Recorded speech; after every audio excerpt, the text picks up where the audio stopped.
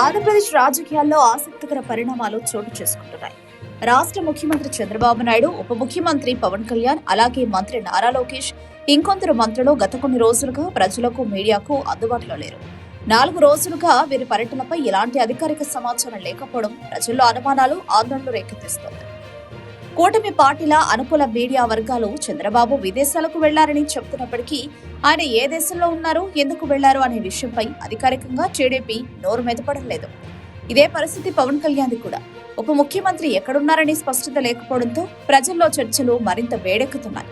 ఇటు పవన్ కళ్యాణ్ తన శాఖలకు సంబంధించిన ఏదో మొక్కుబడి పర్యటన చేశారే తప్ప అధికార వర్గాలతో టచ్ లో లేరని సమాచారం.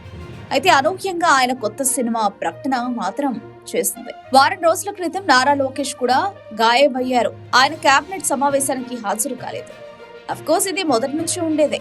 అయితే ఇప్పుడు కొత్తగా ఇతర మంత్రులు కూడా ముఖ్య నేతల బాటలోనే అజ్ఞాతంగా వెళ్లిపోవడం రాజకీయ వర్గాల్లో పెద్ద చర్చనీయాంశంగా మారింది. ప్రస్తుతం పెద్దలు ఉన్న పళంగా రాష్ట్రాన్ని వదిలి వెళ్లిపోవడం ప్రజల్లో ఆందోళన కలిగిస్తోంది. ముఖ్యంగా రాష్ట్రంలో అనేక సమస్యల పరిష్కారం కోసం ఎదురు చూస్తున్న సమయంలో ముఖ్య నేతలు కనిపించకుండా పోవడం ప్రజలకు అసహనాన్ని కలిగిస్తోంది. మరోవైపు ప్రభుత్వ పెద్దల పర్యటనపై జారీ చేసిన జీవోలను కూడా రహస్యంగా ఉంచడం, అధికారిక ప్రకటనలు ఇవ్వకపోవడం అనుమానాలకు మరింత పెంచుతుంది. కొత్త సంవత్సరం సందర్భంగా ప్రజలకు సోషల్ మీడియాలో పార్టీ తరపున ప్రకటనల ద్వారా శుభాకాంక్షలు తెలియజేశారు కూటమి పెద్దలు. అయితే ప్రభుత్వ పరంగా, పాలనా పరంగా ఈ ఏడాదికి సంబంధించిన కీలక సమీక్షల నిర్వహణ, నిర్ణయాలు తీసుకోవాల్సిన టైంలో ఉన్న పళంగా వాళ్లు రాష్ట్రం నుంచి గాయబ్ కావడం హాట్ టాపిక్ గా మారింది. వ్యక్తిగత జీవితాలను సమయం కేటాయించడం తప్పు కాకపోయినా దానికంటూ ఒక లిమిటెడ్ ఉంటుందని అందరూ నెటిజన్లు గుర్తు చేస్తున్నారు.